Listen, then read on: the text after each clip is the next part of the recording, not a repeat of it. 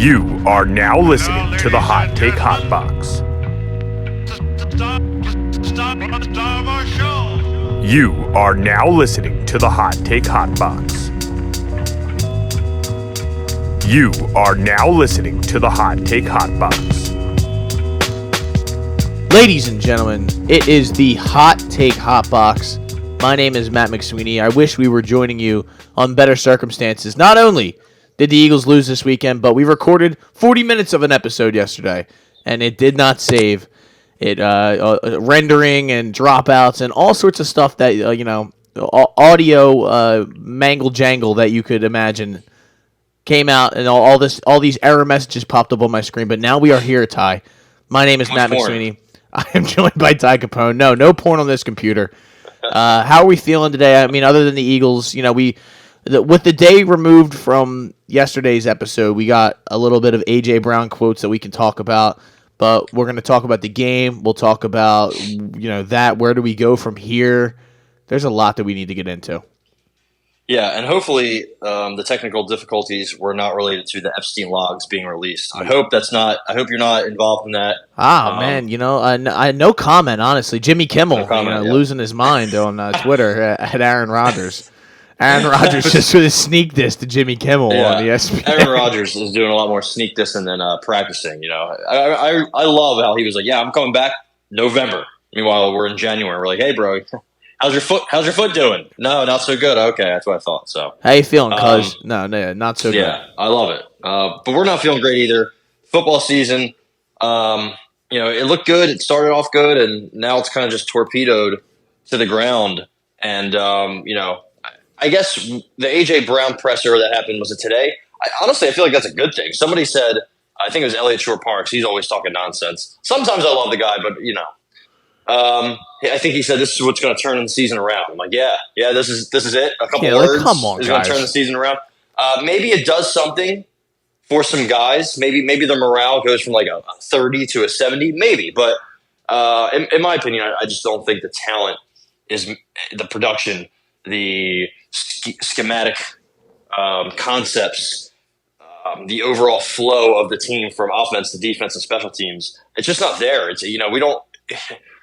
I don't know what A.J. Brown can do or say that elevates our third down defense from 32nd to 10th or 15th or 20th in the league. That's not something that can probably happen. So I think a lot of our issues, they are what they are, and they kind of are. Our cards are on the table, and they're not looking good. They're not looking good. So I know we have 11 wins. I get it, but we're like plus 1,200 to win the Super Bowl. I think we should be probably more than that. I just don't. They're going to have to win by like 60 this week for me to even care, and I probably still won't care. So yeah, I mean they kind of like, unless they luck box their way into the second seed with the Cowboys losing and everything, then I truly don't care. It's what Arthur Wan says on the mic, right now at this point, I don't really care. He made it wasn't about what he was going to say. I knew he was never going to flame the team. Everyone was like, yeah, go in, flame Brian Johnson. He's not going to do that. He's not that kind of guy. But him not talking was bigger than him actually talking. That was my whole point when I made that argument last week. I think it was last week. After a win, he's not talking. It makes instead of everyone being like, all right, maybe we're on the right track. No, we're talking about the fact that A.J. Brown didn't say anything after the game. So that was the big deal. I'm glad he finally did come out, explain some stuff a little bit, but we'll get into it, I guess, after the Cardinals discussion, which, here we are, ladies and gentlemen. Eagles, Cardinals. What was that? Sunday, New Year's Eve. You're getting ready to go. Ring in the new year. And the only good thing about the game happening on New Year's Eve is that you could leave that filthy, disgusting display of football back in the old year. And now we are into the new year. New Eagles, new me, new us. You know the vibes. I'm just trying to make myself feel better. 35-31. The Cardinals have a field day on the Eagles defense. 449 yards. We only pick up 275 yards of offense as well. We had a pick six at one point with Sidney Brown. But honestly, nice. Ty, what this game overall came down to was the fact that the Cardinals picked up 32 first downs. I don't know if I've ever seen that many first downs in a game. That was this close, and they just absolutely dominated time of possession, 39, basically 40 minutes with the time of possession, but they didn't punt, Ty. I mean, really, what can you really say about this game other than the fact that this was an embarrassment for the defense? The offense completely let us down as well with, the draw timeout slip screen sort of thing to Kenny Gainwell that rolls Devontae Smith's ankle up, now in a boot, now in crutches. We're going to find out. I'm sure he'll sit out this week, which he probably should. I think the Eagles should win this game this weekend, but they should have won this game this past weekend. Yeah, so you said they had 32 first downs. The Bills had 29 against us a couple weeks ago, or more than a couple weeks ago. But where do we get started? I mean, they bring in James Conner's doing whatever he wants against us. Kyler Murray was pretty much finding whoever he could find. At times it was like, most times it was Greg Dortch. Greg Dortch caught 7 passes on 7 targets for 82 yards. He has all year. He has 22 catches, 266 yards, 2 touchdowns. Like most of his production this year, like a good chunk of it came against us. That's crazy. That's crazy. Trey McBride kind of held him in check. He's awesome. He's had a pretty good year. 648 on 7 targets, but it's just notable. Like Michael Wilson, 435, a touchdown, huge touchdown, winning touchdown on I forget who that was at corner, but on 6 targets. Rondale Moore had a couple catches. Elijah Higgins had a couple big catches. Imari DiMercado had a 9-yard reception. Yeah, just things like that. Just big chunk, not even big chunk plays, but chunk plays. We're not getting tackles for losses. We're not holding guys. We're not stuffing them and forcing a 3rd and long. Most of the 3rd downs that we give up are 3rd and 5, 6, 7, 4, 3, 2. So we're already putting ourselves against the wall, and the wall's just caving in on us because these guys just don't know how to get a stop. It's not bend but don't break. It's bend and break. It seems like. Then you got Michael Carter coming in the game. He just starts running all over us, man. It's Shaq Leonard. Linebackers are hitting the wrong holes. D linemen can't disengage from blocks, and now you're asking safeties and cornerbacks to provide the first and last line of defense. That's just there's so much pressure on every single player because the guy next to them or in front of them or behind them is fucking up. So, we don't really have a leader. We don't have a quarterback of defense. I mean, it was supposed to be Nakobe Dean to start the year, and he's been hurt every week. Zach Cunningham filled in very well, then he gets hurt. Nick Morrow's, he's being asked to do a fucking lot. And it's worked sometimes and it hasn't worked sometimes. So I'm not really mad at him. I'm not mad at Ben Van Sumeren at all. I'm not really even mad at Shaq Leonard. The guy was, the Colts got rid of him for a reason. And that was one of the better players in franchise history, one of the biggest fan favorites of that franchise. Yeah. His wife and Darius Slay's wife would probably also get along very well. So Kyler Murray completing pretty much every pass. Sidney Brown looking like his brother Chase with that run back. That was nice. Yeah, dude. I mean, talk about turning the afterburners on. I mean, that guy was flying. Making cuts, 80 yards upfield. It's impressive, man. Him and Chase Brown, the running back on the Bengals from Illinois, two very solid players, 2 solid athletes. I'm a big fan of both of those guys. Offense just couldn't really get moving, couldn't really get humming. Jalen Hurts didn't do anything wrong. I don't think he did throw a pick, but he played one of his better games. Pro Football Focus gave him, I think, a 91 overall grade.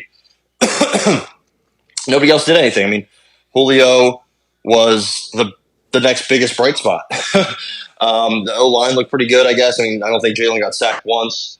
Kenny Gainwell completed a nice little pass, but we couldn't get the run game going with Jalen or DeAndre. Like I said, Devontae had 3 for 30, AJ had 4 for 53. The play calling, again, was just pathetic. Yeah. The pass rush was not there. The coverage, the coverage in general at any point on the field is just not working. Avonte Maddox, Eli Ricks, Keely Ringo, some of these guys play well for a little bit, but then the more they play, the more they're going to get exposed.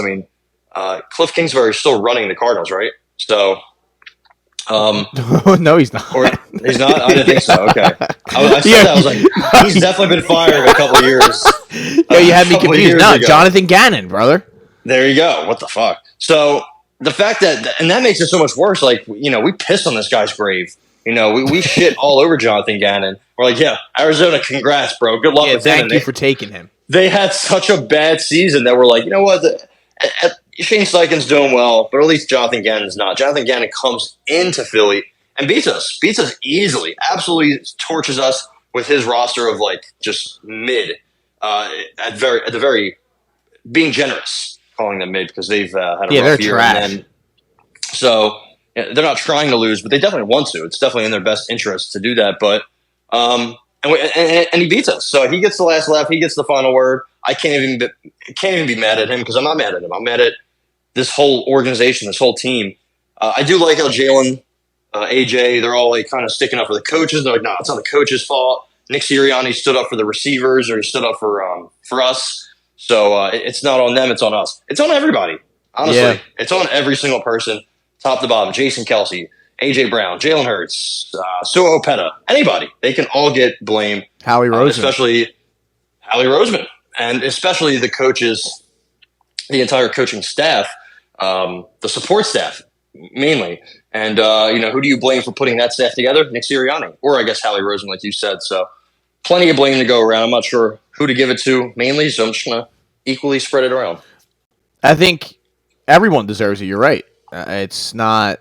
There's not really one person that you can point to. That would be the easy fix, right? That would be the thing that we could go, all right, yeah, just get rid of Brian Johnson and we'll be fine. Well, like I obviously Brian Johnson's not doing his job well, but if you get rid of him, that doesn't change the fact that the offense just gave up 450 yards on, or the defense. I mean, they just gave up 450 yards like that. That doesn't fix that. That doesn't, if you get rid of Patricia or whatever, that doesn't fix the fact that our play calling has been trash all season long, and that we were running QB draws with our $250 million quarterback, and we're running these bubble screens and these screens all season long, like we have a Florida State backup quarterback playing for us. Like that's not. We have a elite quarterback, a guy who came in second in the MVP voting last year. Like I will never understand not letting him go, letting him loose. It's the play calling has been horrible, and I think it's not just it's at the point of this season where it's not just the play calling, it's also whoever's drawing up this offense, and Sirianni has taken responsibility for that. Now I don't know if that's accurate because we'll talk about it in a little bit that maybe he kind of takes the blame for things that really aren't his fault necessarily, but at the end of the day, it comes back to him. If he thinks that the offense isn't being run correctly or that the play calling is bad, then he needs to step in and take care of it himself because he is the head coach. He needs to do something. Like I've noticed that on Pro Football Focus, our O linemen, our run blocking grades, our guys aren't grading as highly as they used to. Yeah, like last year. So that tells me that sure, maybe these guys are getting a little bit older, but something must be changing with the scheme that.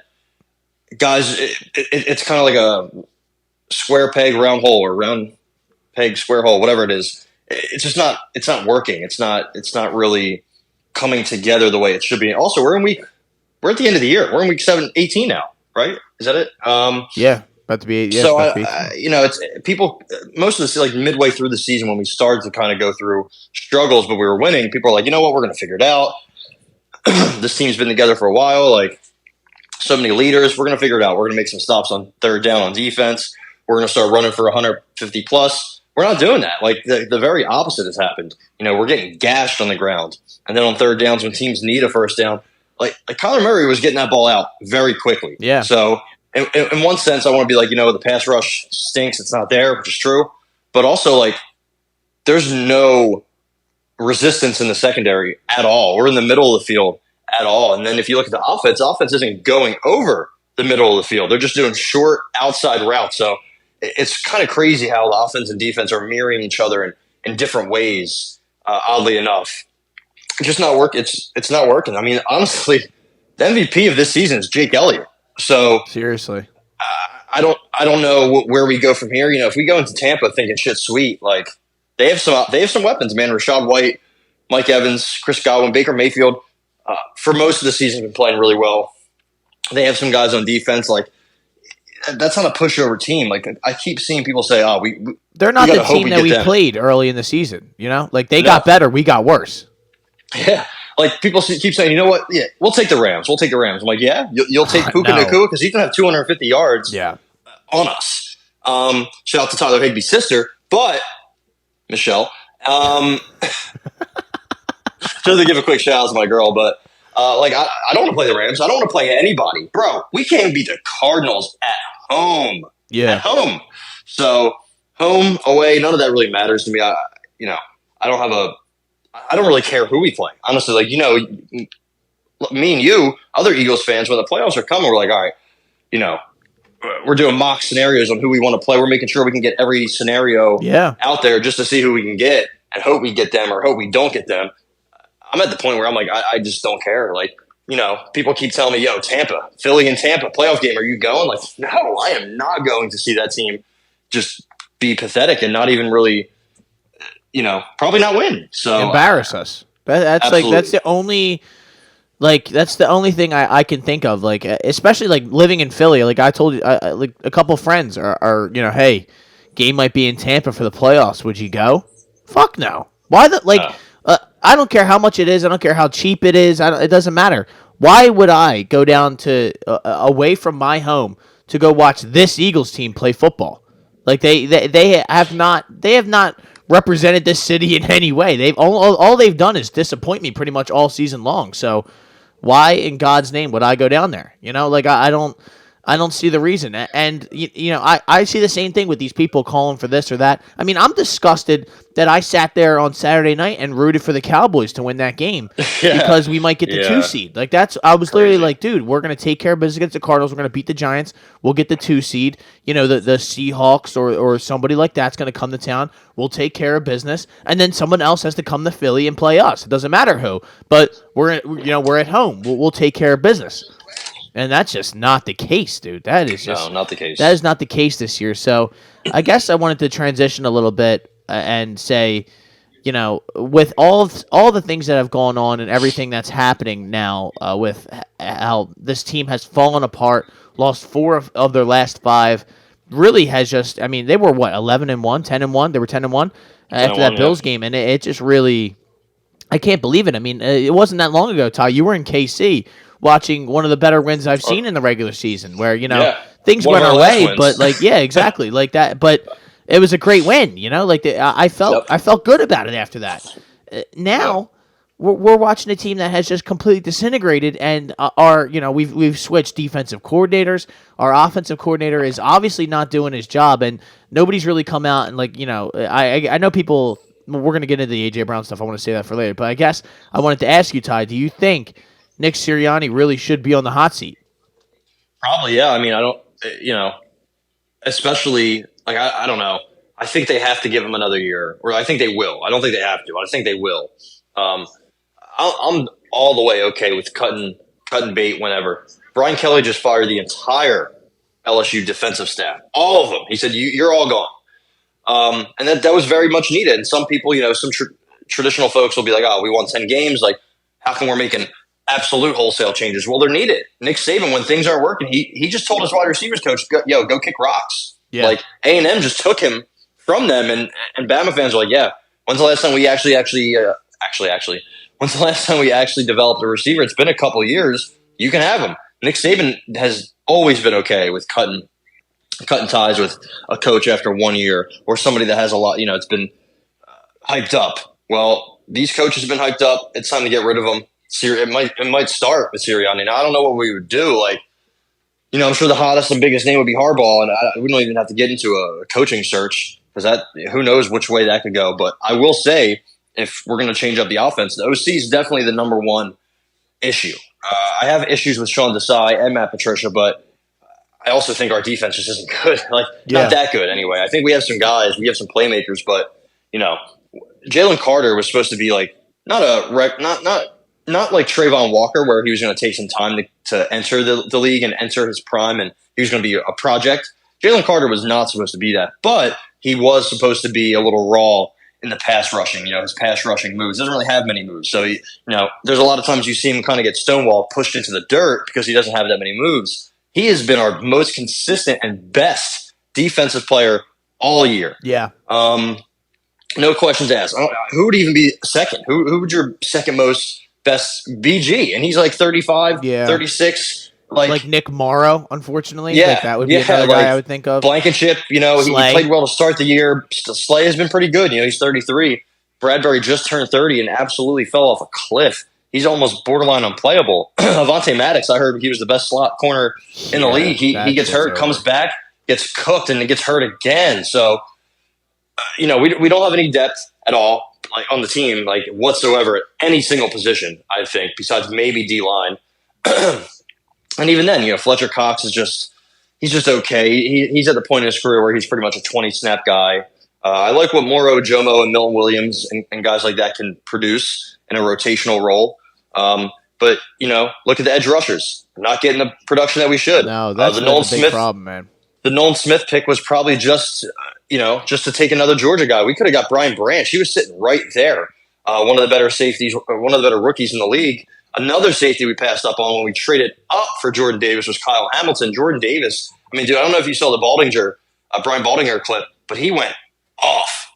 Not off, but he went in, I guess I'll say, on Jordan Davis just being out of shape, saying he's unplayable, like he shouldn't be playing. And he's right. He's right. The guy does nothing. Every play, man. Yeah, like the guy does nothing. He's supposed to at least. I keep seeing people saying, "Yeah, he single-handedly won us the Bills game." First off, he did not. He did. You know, he did a lot in that play. Game. That's what people single-handedly won the game, but no, he made the big play, sure. But what has he done since then? Like I was arguing with this guy. I'm like, bro, Moro Jomo has done more in the last 3-4 weeks than Jordan Davis has. Jordan Davis is consistently rotting at the bottom of Pro Football Focus's grades, and that's because every single snap he doesn't do anything. He's not getting double teamed and taken out of plays. He's getting single teamed and taken out of plays, and he's just not not doing anything, quite literally. You know, so. I saw somebody saying that Jordan Davis was like leading the league in double teams or something on run plays or something, and I'm like, that would make sense on specifically run plays, but right, like he's what about the thing is, like, he doesn't get, like, he makes no impact on like the passing plays. Like he's very rarely ever in the backfield. Like that's why I don't understand, like, what is he like? What value is he providing? That's the thing. They picked him pretty high. I mean, I get he's only 23 years old. I'm not saying it's over for him, but like, I think Baldinger's right. Like, you know, he looks overweight and he looks out of shape because there's plays where you see him trailing behind and he's just jogging. While you see the play where BG runs from like all the way in the backfield to make a play on a run play that got by him. Like he plays with a motor. That he's 35 years old. These young guys are all huffing and puffing and kind of just mailing it in because the team is 11-5, 11 and 6. I think maybe the problem is, this is just kind of a wild thought, but just some of these Georgia guys are a little spoiled that they always win, and they really don't know how to handle losing. So it's like when things are getting a little tough here, they don't really know what to do or how to handle it. I don't know. But. With back to the Sirianni thing, I will say the problem would be for me in firing Nick Sirianni because listen, I'm all for it. Like I really am. I think when you are an offensive coach and you can't even take care of your own offense and you can't handle, like maybe firing a coordinator or drawing up a better plays or I don't know, like if you can't help your offensive coordinator fix the offense, then really, what are you doing here? What is your job? But the problem for me would be, could you get somebody to replace him that would make a big-time difference? Like, would Jim Harbaugh want to come to Philadelphia and coach the Eagles? Like, would that be something that he would want to do? I don't know. Well, if it's us and the Los Angeles Chargers, and the Chargers are throwing a ridiculous amount of money at him, Vegas, like one of those places, would that be somewhere that he'd rather go? Like, maybe. Who knows? Yeah. Would you want... I don't know. Is Bill Belichick going to be available? Is that something that you would want? A defensive coach, you'd still have to go out and get an offensive coordinator, and their offense hasn't exactly been the most explosive offense this year. Let alone, I mean, needless to say, they don't have A.J. Brown, Devontae Smith, and Jalen Hurts. Yeah. But it's the problem would be, who could you get in here to replace him or make him better? And I just don't know. I think the number one thing that they have to do is get a innovative offensive mind. Someone that has an intricate system or just a system that's not so bland and you can see on face value what they're running, and it's very predictable. We need something. I got the name for you. Oh, Now, it makes sense because it's Jalen Hurts' guy. Lincoln Riley. Welcome to Philly, guy. no, he's not. Yeah, he's already flaming out at USC, so things aren't working. He's got Miller Moss cooking. That would be the Cliff Kingsbury style of offensive or just head coaching. I'm not here for it because you're Lincoln trash Riley, at Texas Tech, and then you get a head coaching job at in Arizona. Yeah. I wouldn't be for it because Lincoln Riley absolutely used LSU for leverage to get the most crazy and insane deal from USC. He got his own private island, basically, of a house and a helicopter. He used LSU for leverage for that so he can go fuck himself. And I also don't think he's that great of a coach. I think he's kind of been exposed. And to get exposed in the Pac-12 is it's tough to do. RIP to the Pac-12, by the way. So Ryan Grubb, that's my guy, the Washington Huskies OC. He's turning Michael Penix into he was a injury riddled, just one read quarterback who has a big arm, has some talent. Also, he's from Tampa. Shout out to Tampa. Just average quarterback, never going to get drafted. Now he's turning him into probably QB4 in this draft behind Jaden Daniels, Caleb Williams, and Drake May. Might be in the first round, might be in the second round. He's had like 2 or 3 torn ACLs, and he's still going to go high just because of the offense that Ryan Grubb has designed. Dylan Johnson transferred from Mississippi State. They didn't even want him. They said, "Go ahead, we have Jaquavion Marks. We don't need you." And he comes to Washington. He rips it up for 1,400 yards. I think 17 rushing touchdowns this year. They have like 3-4 future wide receivers in the NFL. I'm all for Ryan Grubb. I think he's amazing. I think he turned down Alabama this year because he had unfinished business at Washington with Kalen DeBoer. Caleb DeBoer or is it Kalen DeBoer? I think it's Caleb. I don't know. It's Kalen. Yeah. It's Kalen. That's what I thought. Okay. That's my guy. That's my number. Go to the college ranks. Get the young, innovative, hot commodity that calls plays and is just. He's on the biggest stage, tearing it up. Remember Joe Brady at LSU was doing similar things, and I think the Bills plucked him. Panthers. He's at the Bills now, and he's doing really well. The Panthers plucked him from LSU and said, "Listen, man, here's a bunch of money, and you can run an NFL program." He wasn't even running the whole offense at LSU. He was just kind of he was the passing game coordinator, splitting duties with Ensminger. So, I think that's 1,000,000% what you try to do, no matter what you do, a head coach. Yeah, I guess obviously the new head coach. I guess Hardball would probably have his say. Also, if you get Hardball, there's a good chance he brings his defensive coordinator. I forget his goddamn name. Jesse Minter, who's like the best DC in the country. So I guess, if you get Hardball, you can probably get Jesse Minter as well. Maybe Sharon Moore also in OC. I don't know. But either way, I'm just looking at, I guess, what's more realistic. I really don't think Sirianni's gone. I think they're going to give him another year. If we start the season like 0-2 or 2-4 or something like that, maybe there's a quick hook, but I don't know if Howie's going to get rid of him coming off of a Super Bowl run last year. I think he's going to give him a little bit of leeway. But Ryan Grubb, that's the name I'm circling. Everybody remember the name. I think if they do try to go the OC route, try to mix up the coaching staff, OC and DC, I think that's probably somebody. The Eagles always do their due diligence. I think that's somebody they're 100% going to look at.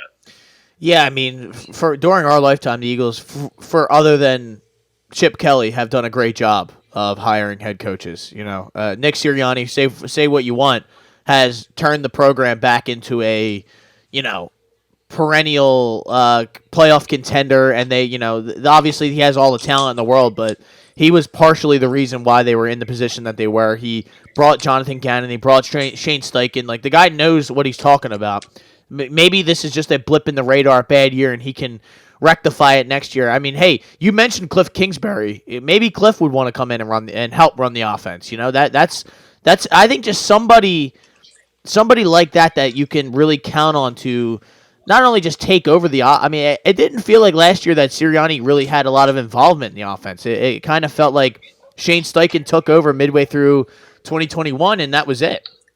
It was his job to have, and I guess I didn't personally realize how much impact he had on this team, like on this offense, and how intricate his offense was, and how good of a play caller he was. But I'm realizing it now, and I'm missing that man because I wish he was still here. But yeah, I agree with you. If they don't go that route, if they don't fire Nick Sirianni, which it truly does depend on how this season ends. If they, if they lose both of these last two games, then he's gone. I wouldn't have any doubt in my mind. But if they were to, I don't know, maybe beat Tampa Bay, and go the divisional round and lose a close and maybe game. win the next game. Yeah. Yeah, or if especially if they won, then he'd be back. He's good to go. But absolutely. But if he makes a divisional round, then he probably would be safe. It would just be if a situation. If they win two, good. I might be on board. If they get to the NFC Championship, I might be like, you know what? Give Sirianni a lifetime contract. Oh, absolutely. I would be floored if they got that far. That's the reason I'm saying I would be so surprised. But hey, I mean, we have. You never know, right? You never know. You never know. Teams have turned things around before.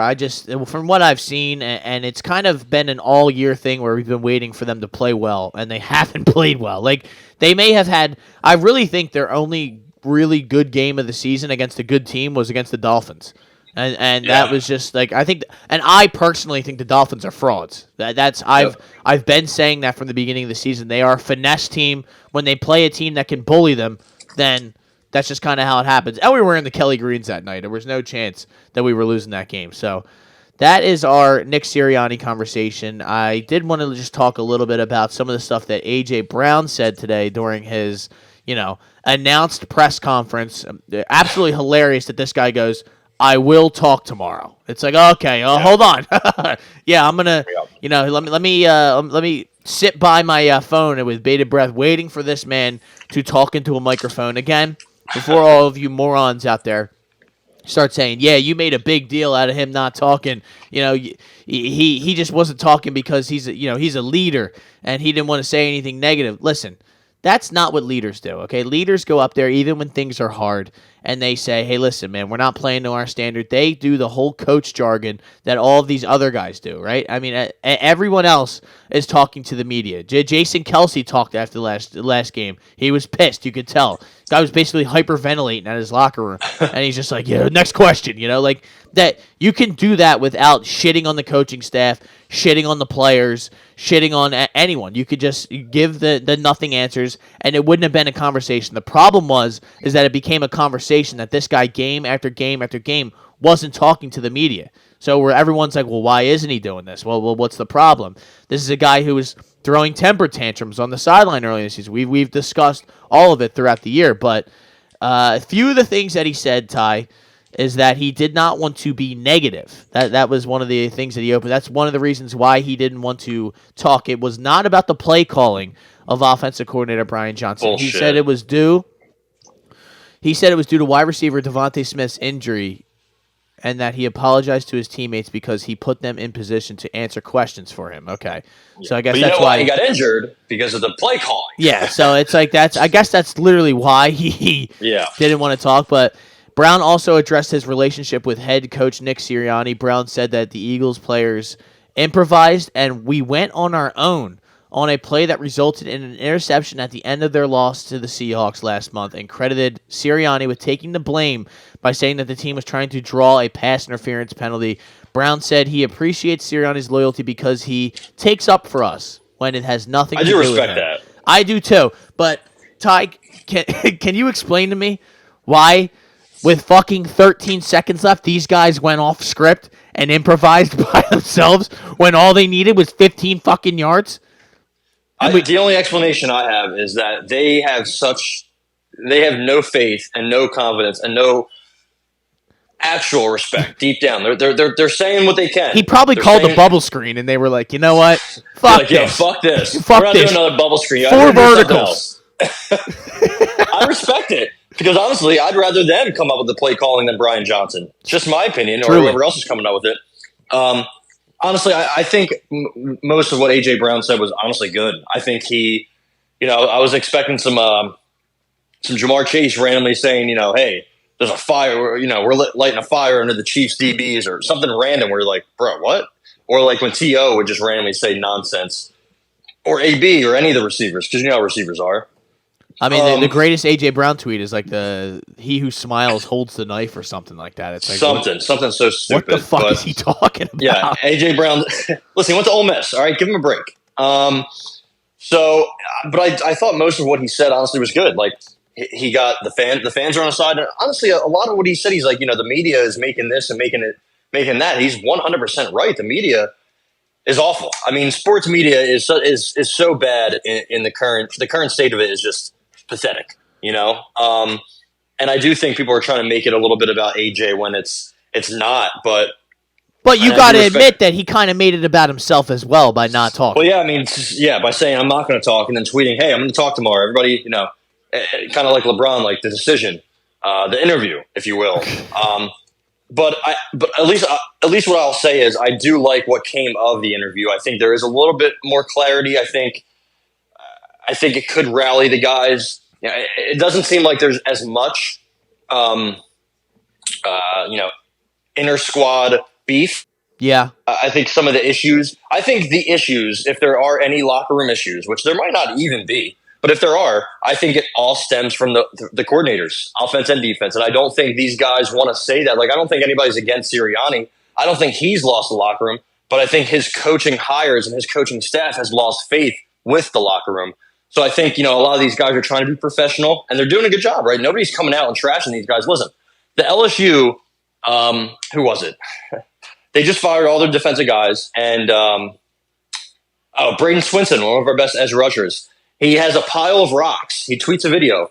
And right after the defensive coordinator, Matt House, gets fired, he has a pile of rocks and he kicks them. Meaning, kick rocks. And then our other best player, Harold Perkins, tweets, "It ain't no fun when the rabbit has the gun." Like, just absolutely throwing shade on the defensive coordinator that just got fired. Meanwhile, in the NFL, these guys are just like, no, Brian Johnson, he's fine. It's us. So I do respect him for that, for not trying to publicly shame the guy, even though we all know what the issues are. So silver lining, I like it. I think he restored some faith within the Eagles community, which is very hard to do.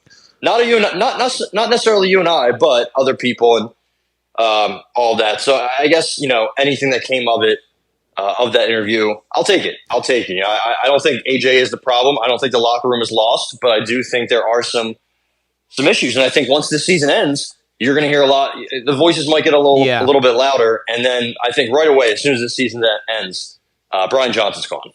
I think he should be. I think a lot of this, the fracture or whatever they talk about, it has a lot to do with this team's lack of faith and belief in the coaching staff. That's where this is all centered around. And I appreciate Nick Sirianni saying that, because I'm glad that A.J. Brown came out and defended him, because that's still something where I was like, that's the dumbest thing I've ever heard, that you're trying to draw a pass interference penalty at the end of the game. I'm just glad. I mean, that's what a good coach would do. Andy used to do it all the time and would just say, it's on me. I got to do a better job. When obviously it wasn't his fault and his players were morons. And McNabb would throw a pick right to a fucking cornerback, and you're like, dude, what was he looking at? He's like, I got to do a better job. I got to call a better play. You're like, okay, well, that's annoying, but at least we're not thinking about that anymore. Like we're thinking about how we're pissed at the coach, and he just, he's a shield for a lot of the anger. But he said, I mean, at least him coming out and saying all this, it kind of quelled the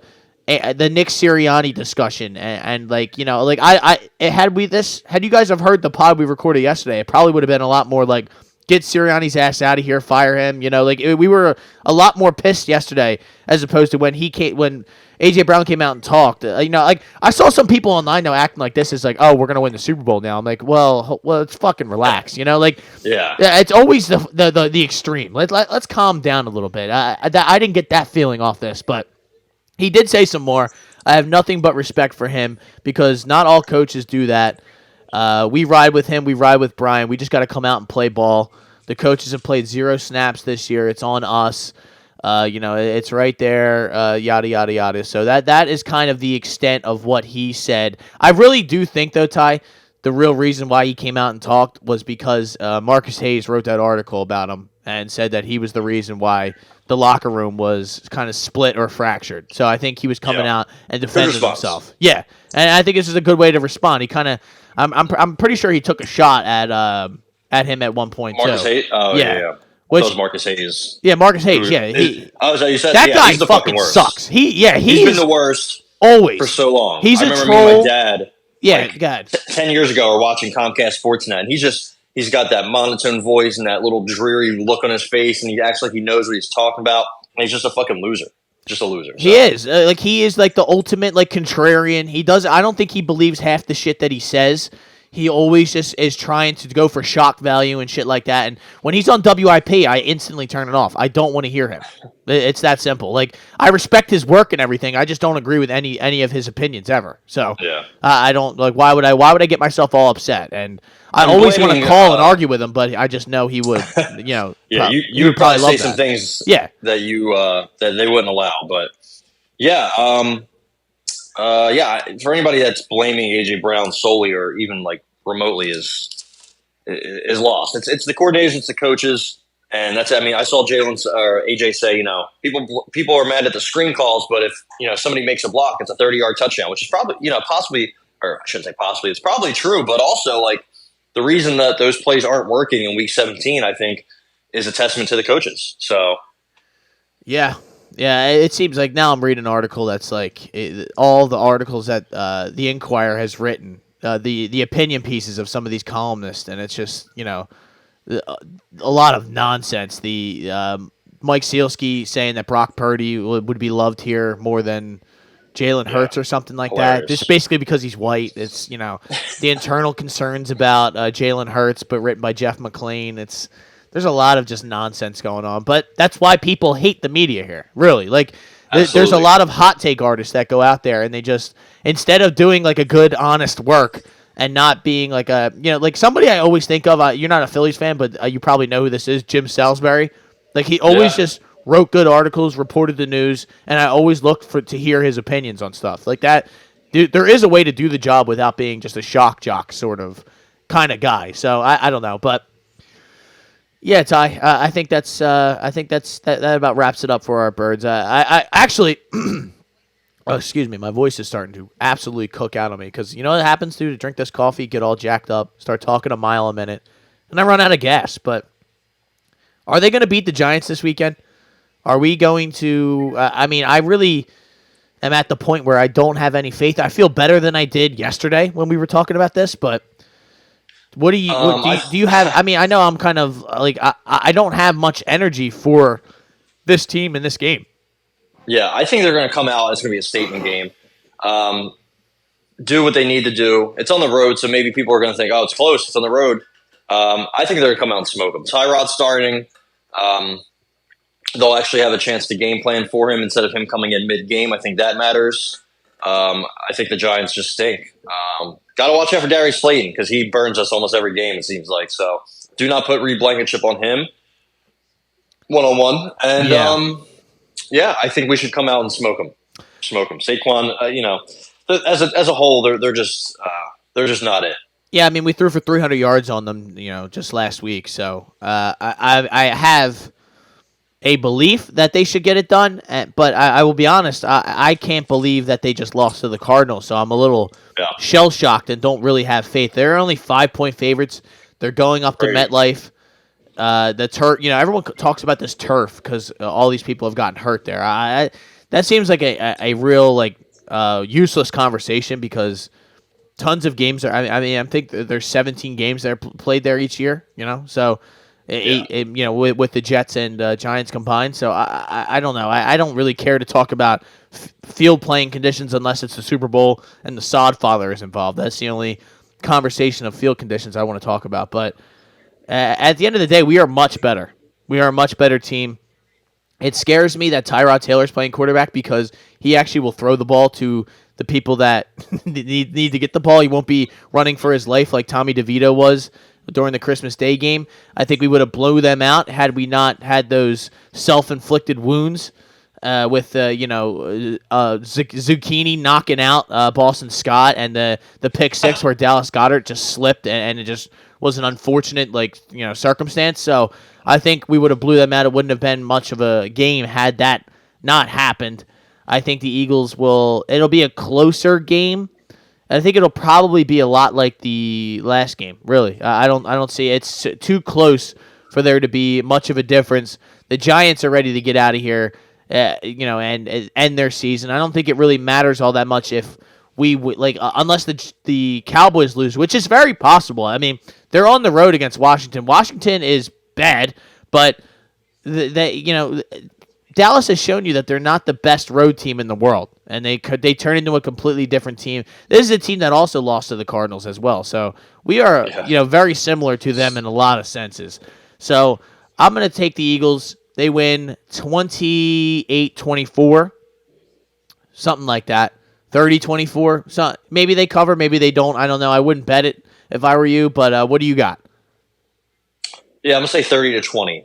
Okay. I think we handle business. I just hope the defense. I really hope the defense just comes out and gets some pressure on Tyrod Taylor. Makes his just life one difficult. little sack. That's it. Jalen Carter had a sack last week, right? I'm pretty sure he was one of the people that I saw on the list. So good. Josh Sweat did not. Josh Sweat. I mean, it seems like I saw a lot of people talking about how Josh Sweat has just abandoned his run responsibilities. That's why they were just running on the edges last week, and he's just all focusing on just sacks. That's all he wants is to get a sack. Well, he's not getting them. So. He's definitely not getting them. So, this is just tough. It has been a tough road. But Ty, you know what? You want to talk about some good things? Joel Embiid is back for the Sixers. The holidays are over. God. Joel's ankle is finally okay. So maybe Howard Eskin was right. He was just skipping playing to not play during the holidays, wanted to hang out with his family. That was one of the most ridiculous tweets I've ever seen in my life. I don't know if you saw that. That was so funny. I don't think I did. The night before Christmas, he tweeted, he was like, that Joel wanted a private jet to Miami for the game because he didn't want to play. Or he didn't want to play on Christmas, basically. He wanted to hang out with his with his kid and with his family. But it's so he basically the injury was his out. He tried to act like he didn't get himself hurt on purpose, but his milking the injury. That was the tweet. I'm trying to find the tweet on the spot. Maybe he got hit by a car. Yeah, I mean that seems like that's a good move if you're looking to miss a game. But let me see if I can find. Here you go. We ready for this? Interesting that Joel Embiid is out for a Sixers Christmas night game in Miami, with what is being reported as an injury. I was told a week ago he asked team officials to get him a private plane to fly out day of game. Team left Christmas Eve, so he could be home Christmas morning. He fell in the first quarter of Friday night's game, yet played the entire game. Embiid never wanted to go to Miami on Christmas. Found a way not to go at all. Merry Christmas. That's what he tweet. Finishes it off with Merry Christmas. Pretty crazy how you created a whole career just straight up on hating your own city. Asking, truth always hurts. So, absolute troll. Eskin's been doing it for a long time. He's been very good at it for a while. But I just said that. I just did that as a joke. People don't think I'm actually taking him serious. It's just good to have Joel back. It makes the Sixers get more watchable. Because I'll say these past couple weeks I've watched them, but it's just tough basketball. I mean, Maxey had a 40-burger in Houston. That was nice. They lost to the Bulls, which they shouldn't. And then, see. I was going to say, look at the offense compared when they played the Bulls last Saturday or 2 Saturdays ago, whatever. I think it was last Saturday. Compared to when they played them yesterday. Completely big difference here. Big difference here. So, Joel putting up putting up a triple-double in 30 minutes. Crazy. He's now the odds-on favorite to win the MVP. I'm here for it. I would love for him to win another MVP. I mean, listen, I don't think we're winning at all. I don't think he's going to win a finals or a finals MVP. So stack up these awards while you can. But it is going to be hard. There are four, maybe five legit candidates this year. My personal favorite right now is Shai Gilgeous-Alexander. He is he is doing whatever he wants to everybody. He hit Derek White with a dream shake last night. And he had, I think, 36, 7, and 7, an efficient 36, 7, and 7 against Boston. So the Thunder are showing up. They're undefeated on back-to-backs. I know the whole team is 22, 23, but that team is nasty. Chet Holmgren, Jalen Williams, a bunch of players. Isaiah Joe is turning into a sniper for them, somebody we could have used. Yeah, of course. So SGA's up there. Luka Doncic is doing ungodly things in Dallas with that, average supporting cast. And, of course, Nikola Jokic is just it seems like he doesn't even try. He doesn't even care. He doesn't even love basketball. He's just out there doing whatever he wants and dropping triple doubles whenever he wants. And then you have Embiid, who's just kind of doing the same thing. Really, he's averaging close to a triple double. Another trip dub last night. Just rolls out of bed and drops a trip dub last night. Crazy. So I will say I am very, very pessimistic about the whistle that he gets in the regular season compared to the playoffs. That's fair. Because that thing it just goes away, and I don't want to necessarily just blame him, but the NBA refs are just abysmal.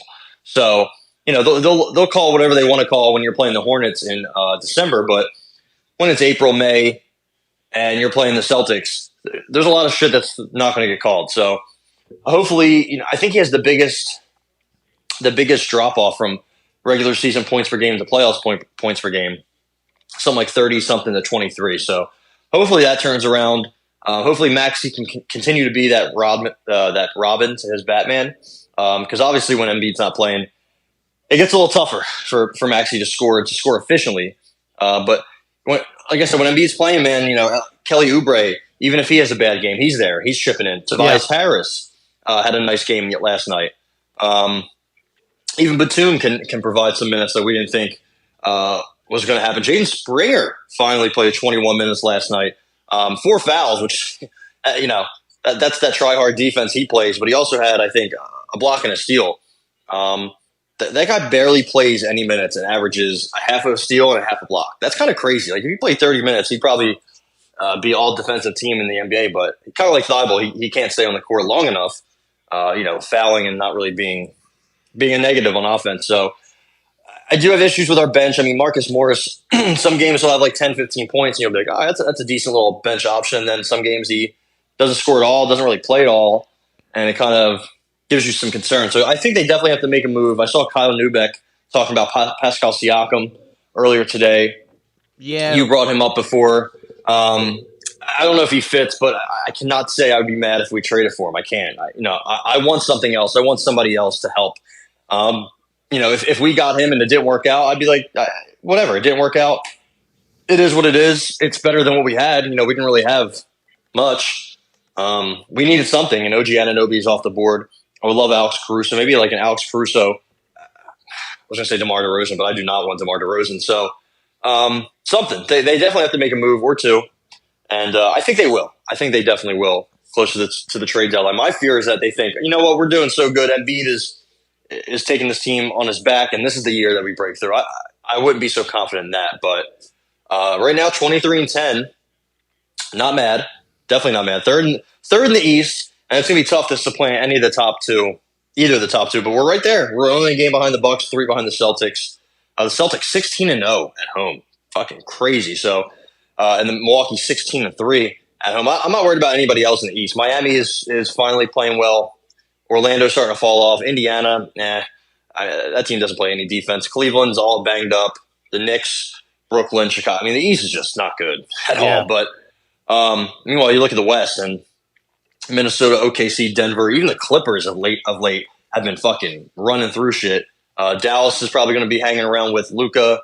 Same with Phoenix. I don't know what's going on with Phoenix. KD's been playing better lately, but he didn't look like himself for a while. And then Bradley Beal's just always hurt. Good thing we didn't trade for Bradley Beal, huh? So hopefully we make a move. Yeah, I mean, it's really a crapshoot with some of those guys. All of a sudden, that guy's back. Then it was his ankle. Then it was something else. Yeah. Excuse me. The Suns are falling apart. KD's hurt now. He's got a hamstring injury or something along those lines. But it's tough, man. But like you said, I almost called them Eagles, but the Sixers are 3 seed in the East, like you said, would play the Bucks in the second round. That's always my focus. I'm always just worried about the second round. Their bench, though, not good. Yeah, but it's better. Like we've talked about this before. It's better than playing the Celtics in the first round or the second round. I mean, because if we can get to the Eastern Conference Finals, that's just a mental hurdle that we can advance from. Yeah. Someone's house alarm is going off in my neighborhood. That's insane. I don't know if someone's gotten their shit broken into, but. Maybe. Listen, I would take a Bucks matchup. I would take Pascal Siakam because the only good thing about that is I don't think he would be all that expensive. I would give up, maybe Tobias Harris and something else and some picks. And if that could get it done, then I would do it. but I don't know what they would be looking for because we don't have a ton of, like, maybe some Jaden Springers or something like that. I don't know if that would be of interest to them. I really don't know, but I think the good thing with Pascal Siakam is, as opposed to some of the other guys that we've had, even having a Tobias Harris, is that even if Siakam can't score or is not scoring, he can play lockdown defense. Like, he is a good defender. So I think that would be a viable, good move to kind of throw him in here. He can play the 4 next to Embiid or the 3, whatever you want to do with him. And him, Oubre, you'd have a really long, lengthy team that could play defense, and you would have a perimeter scoring and Tyrese Maxey. I think you would be built up well. I just wouldn't trade a lot of that depth that we've developed with this bench. I know we don't have great depth, but it's better than having some of the guys that we've had in recent memory, right? With some of these guys we've had, but pulling off the bench, even last year, it wasn't even that we just were so light. We only had 8 guys that we could play. I think the good thing now is that we have Marcus Morris and some of these other guys, Rocco and Batum. They're not the greatest players, but at least they can give you something when they come into the game. I don't know if that's going to translate into the playoffs. We shall see. But I do feel good. I am excited. I think, and with having Nick Nurse, he's actually a real head coach. He actually looking good, right? Makes adjustments. We actually run a real offense. Embiid has taken a astronomical step forward in his playmaking, and it's great to see. He has done wonders for this team, and I love hearing Doc shit on Joel whenever he gets the chance, or shit on the Sixers whenever he gets the chance, dude. You stunk too. It was your fault too. So you can go cry about it somewhere else, Doc. Keep doing them ESPN games. Austin can keep fucking crying as well. I don't care. So. Now, will you be attending the January 16th matchup between the Nuggets and Sixers in Philly on TNT? It's a Tuesday night. Will you be there? No, I'd rather work. What about Monday afternoon at 1 p.m. against the Rockets on the 15th? I would do that. The old MLK game. I would. I would knock that out. I would do that.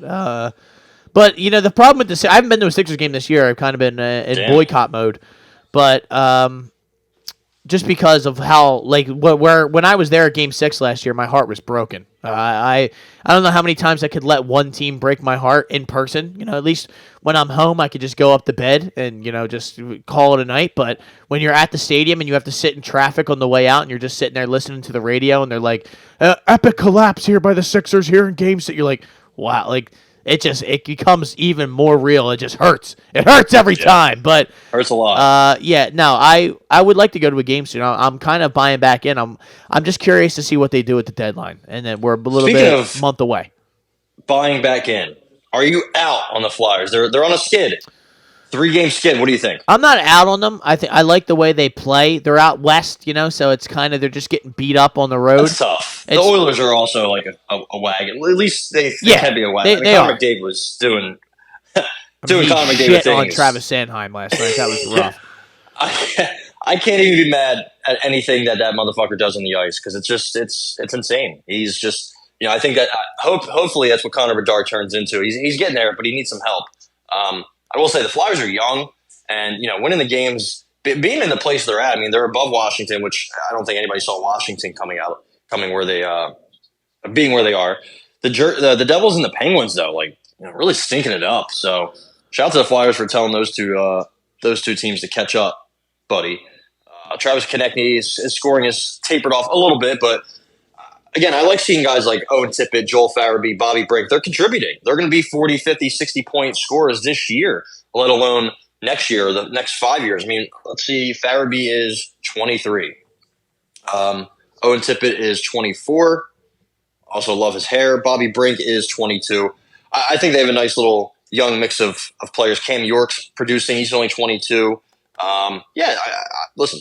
I'm here for. I am a Rasmus Ristolainen. Looks like he's not really contributing much. Who could have saw that coming? Yeah. But yeah, better than Zamula. I like what they're doing. Fucking Igor Zamula. I mean, what big for where nothing, they got that dude. guy from? Yeah. I don't know. The one thing I would say, I would caution the Flyers, or I mean, not even caution them. I think they know this, but you're either in or you're out. I don't want them to stand pat at the deadline. If you're gonna go for it, then. Not I'll go all the way in trading all these picks, but add something to this team, help these guys out. I think at some point this season you're going to get Cutter Gauthier to make an appearance. He's one of their top prospects.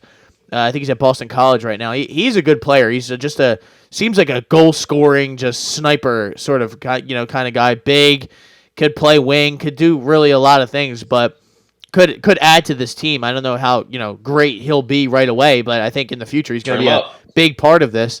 I do think that the Flyers should probably just trade some of these guys. Some of these older guys, the Sean Walkers of the team, and just maybe try to get something. I think there's going to be a discussion at some point that maybe Carter Hart, maybe it's time for him to go because of the way Erson's been playing. He's played really good of recent, and it seems like he's been playing a lot. Like that's what I don't like. Getting him ready. Yeah, I guess I keep wondering. I mean, Carter kind of got cooked last night, but I don't think it was necessarily his fault. He was up against it with all the shit that he was getting. I mean, Konechny is a huge part of the future of this team. So I wouldn't necessarily move him. He's only 26 years old. Maybe. Couturier could potentially be moved. I mean, he's an older guy, but unless again with all these guys, I'm not in a rush to trade them. If you get a good offer for somebody like one of these guys, then I would. Like Cam Atkinson, give him away for a bag of donuts. He's kind of cooked. He doesn't really. He can't score anymore. I don't understand what's happened. But he can't score. I don't know what he can do. Exactly. But like I think your boy retired. Who? I don't think this was this recent, but Nolan Patrick has decided to retire from hockey. That's unfortunate. Yeah. That's very sad. I remember telling my dad, he's like, what do you think about this kid? I'm like, Dad, honestly, I don't think he's going to really play long. Like, he's already had multiple concussions. He's already had to, leave multiple games in juniors. In juniors where, hitting is almost disallowed. Anytime this guy gets hit, it's not even that he's fragile, but his head he's just had some bad injuries. And it's going to be something that happens. Maybe he is fragile. And I kept telling him he's going to be a bust. Not his fault, but he's just not going to pan out, I don't think. And I didn't even know really what the fuck I was talking about. I didn't know much about Nico Hischier. I was just like, bro, this Nolan Patrick guy, anytime I see a highlight of him, he's doing the stanky leg on the ice. He's rocked or he's out cold. He's getting concussed all the time. And it kept happening in the NHL. And he was super talented. The only reason he didn't go first overall was because of multiple concussions. So, yeah, it's fucked up, man. Seeing a young player, he was probably the shit his whole life. Everyone kept telling him, yo, you're going to be this, you're going to be that. And then he gets to that level and it just gets taken away from him. And it's not really his fault. It's not his fault, actually.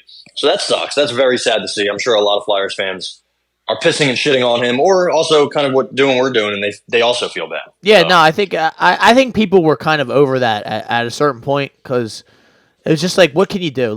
You really feel bad for the guy. And I mean, really, we traded him for a guy who's never going to play hockey again as well. So it's you really, how can you be that, mad? It's just an unfortunate thing. These guys, it's just injuries happen, man. It sucks. It really does. Ryan Ellis, that's the craziest story. I think the guy played 4 games for the Flyers, never played again. That's crazy. And kind of like Bob. Remember that Bobrovsky thing? Yeah. I think he just wasn't good, but Flyers just seem to be snake bitten with big moves. Remember was it Parise or was it Weber or was it both?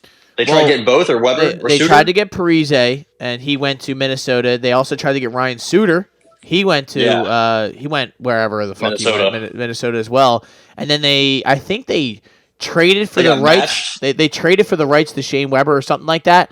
And the contract got matched. It was something along the lines of that. Yeah, that's what it was. Contract we made a huge contract offer, and it got matched. It got matched because that motherfucker, Shea Weber, did not age well. Big defenseman that blocks shots, even if they have a big slap shot themselves, they just don't age well. He's big still defensemen playing. Do not.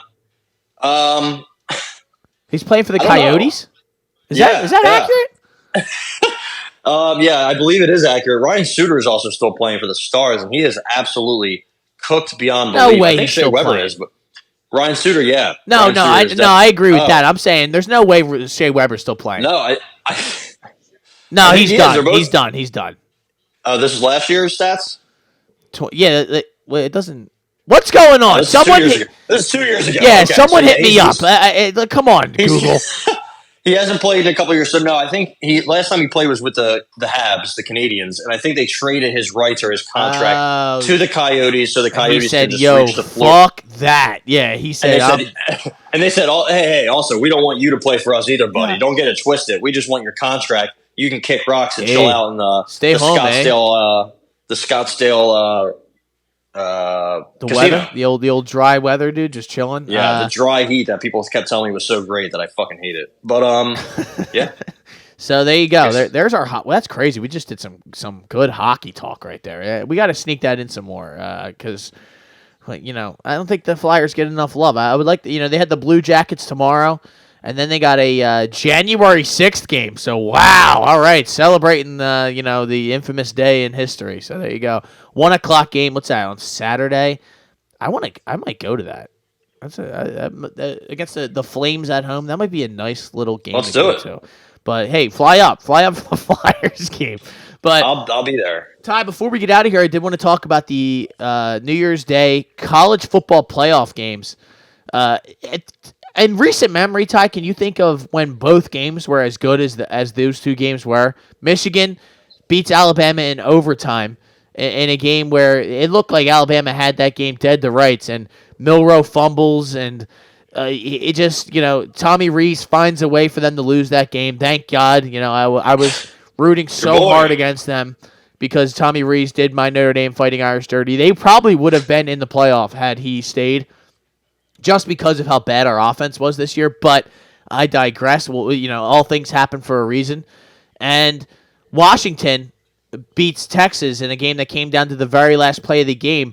Michael Penix, you want to talk about a guy who is unbelievable, man. He was dotting the ball all up and down the field. Any throw that you could imagine that you needed him to make, he made it. It was pretty phenomenal, man. Both those games were just incredible. Texas seems like they blew it. Yeah, I would say last year's playoff semifinals were good. Remember, Georgia beat Ohio State by 1, and Ohio State was making that comeback, and Ryan Day said, "You know what? I don't want to win." And they sent Noah Ruggles out there. Poor Noah Ruggles. They wanted him to kick like a 50-yarder, and he sent that bitch to the popcorn vendor. And then remember, TCU put up 51 on Michigan, beat them by 6. The semifinals were great. But yeah, this year was awesome, man. What were you going to say? I was going to say, I guess I forget because all I can remember is that fucking pounding that Georgia laid on TCU in the championship. Yeah. that was very anticlimactic. So bad, man. The Michigan Bama game was great. The OT was good. Jalen Milroe, I remember a couple months ago, he was like, "I'm the Heisman, motherfucker. Give me that shit." And I was like, whoa, buddy. Calm down. He had 116 passing yards, only 63 rushing yards. Jace McClellan was bailing them out a lot of times. They're running back number 2. And yeah, the Bama receivers, they don't have the Devontae Smith, Henry Ruggs. Free that man, by the way. Devontae Smith. They don't have any of them. Jerry Jeudy. I like Isaiah Bond. Jermaine Burton, average. He was talking all shit before the game just to do nothing. So yeah, it's not the Alabama team that we're used to. Michigan, same thing with Michigan. They can put up some points. Yeah, I don't love JJ McCarthy. I think he's getting overrated. I think if you take him high, could be an issue. But he's definitely the best quarterback they've had in a while. Their defense is good. Their running back attack with Donovan Edwards and Blake Corum, who's a stud. Love that. They're coached really well on offense and defense and special. Actually, the special teams is what fucked them over, or almost fucked them over. Texas Washington, that game was great. Texas, man, almost came back at the end. Quinn Ewers kind of struggled all game. The running game wasn't really working. Yeah. Jatavion Sanders played well. Just a lot of athletes on that field, man. Washington, however, losing Jabbar Muhammad, their cornerback, I think he came back. He did. And Dylan Johnson, the running back, who, he got carted off, but he had a foot injury. He's been battling all year. We'll see if he comes back. Either way, I do like, I forget his fucking name. Tybo Rogers? Tybo Rogers? Yeah. Also, they just throw the ball. Like, Penix is going to probably finish with 5K this year, and they have Roma Dunze, Jalen Polk.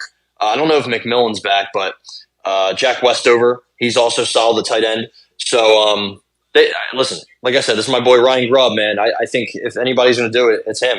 So we'll see. It's going to be really just great coaching matchup. Harbaugh, DeBoer, Ryan Grubb against Jesse Minter. That's going to be amazing. I cannot wait for that game next Monday.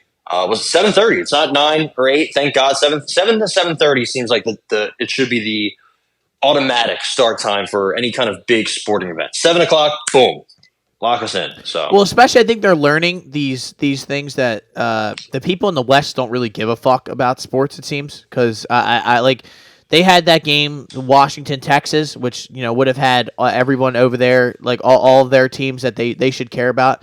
And I'm pretty sure like I saw the ratings and it was like not even in the top 20 of like college football playoff games. Too late. Even though exactly. Even though it was so good, it would have been the game would have started at 5:45 their time.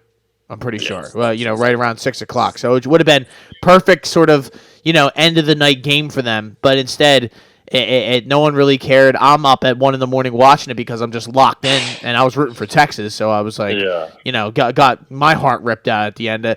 What a crazy turn of events at the end of that game. That guy gets hurt. That stops the clock so that the Texas gets the ball. Then they run into the punter, the punt returner, get him 15 yards. Then they throw deep down the field on a play that looked like pass interference offensively, but they just didn't. It didn't. It looked like it, but it wasn't that bad. So I was like, all right, I'm glad they kind of let it go because it would have just killed the comeback sort of. But if Quinn Ewers throws a better ball there, it's probably Texas that we're talking about playing Michigan. So Michigan's only 4.5-point favorites on Monday. Well, who do you like in that game? I'm probably going to take Michigan. Yeah, it seems like this is their year, right? All the investigations and sign stealing and this and that, which I don't even think is that crazy. But what that guy Connor Stallions was doing was pretty wild. He was also at the Rose Bowl. That guy is a savage. I don't know what. Yep. I think he's just a psychopath. I think he's just a psychopath. Yeah. Yeah. I think whatever the case may be. I'm not even that mad. J.J. McCarthy was talking about how Ohio State was stealing their signals, and he didn't. He said, "I don't care. I mean, that's legal. You can do it. If you can do it, fucking do it." So, yeah, I don't think that's that big of a deal. Like, I'm sure they're going to get investigated. I'm sure Harbaugh wants to probably go to the NFL. I think he wants to go out on top and then go to the NFL. It would be a picture perfect ending for him, and then he can get back into try to see what he can do in Vegas if they do not keep Antonio Pierce. Or go to the Chargers and see if he can reverse the curse that is on that franchise. Or Philly. You never know. But yeah, I think Michigan wins a close one. I think 30 to 27, 30 to 28, something like that. They'll win like a last-second field goal or a turnover will go their way in the final seconds. I think Penix is going to have a good game, but I think he might have a pick or two or a fumble or something. Will Johnson, the cornerback for Michigan, absolute lockdown. Hopefully the Eagles can snag him. It's one of my favorite DBs in this draft. So it'll be interesting. I mean, Ryan Grubb against Jesse Minter, Harbaugh against DeBoer, McCarthy, can't think of his name, Roma Dunze against Will Johnson, Blake Corum against the front of Washington, Braylon Trice, awesome edge rusher for the Huskies, and Michigan does not have their all-world center, Zach Zinter. He snapped his leg a couple weeks ago. The Ohio State game, yeah. So there's multiple storylines, matchups, all the thank you. I can't, my brain can only say so many words and think of so many things. Very limited capacity in this brain. So yeah, there's gonna be a lot to look forward to in this game, other than 1 versus 2. So the coaches, the players, the Husky, the mascots. Yeah. Love the mascot off, the Wolverine against the Husky. Will the Pop-Tart be there? Will the Pop-Tart be there? If he is, I hope it's brown sugar cinnamon. That's all I'm going to say. All right. So I agree with you, though. Like I think it's going to be a close game. I think Michigan gets it done. I think the only way they win this game is if their line bullies the other line, like that, especially on defense. If they're able to get to Penix or at least put pressure on him and not let him really set his feet. Seemed like Texas got to him at some point, like at certain points, but they weren't able to consistently get pressure.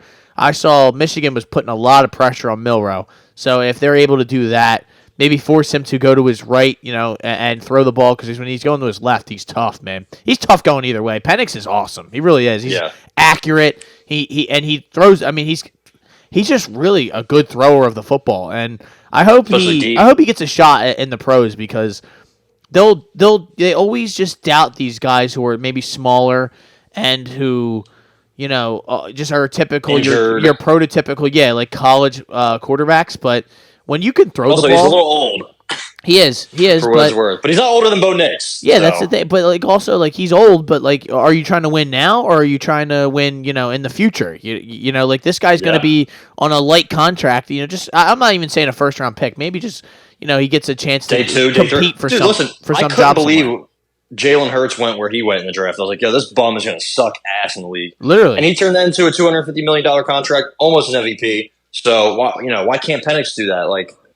I don't know. I do think the people that are prisoners of the moment saying he got robbed of the Heisman, he should get his Heisman back, and that they should do the Heisman voting after the bowl games and semifinals. I think that's absolute bullshit, and I think Jaden Daniels, not even being biased, Jaden Daniels 1,000,000% deserves that Heisman. No, 100%. I don't care what his defense did.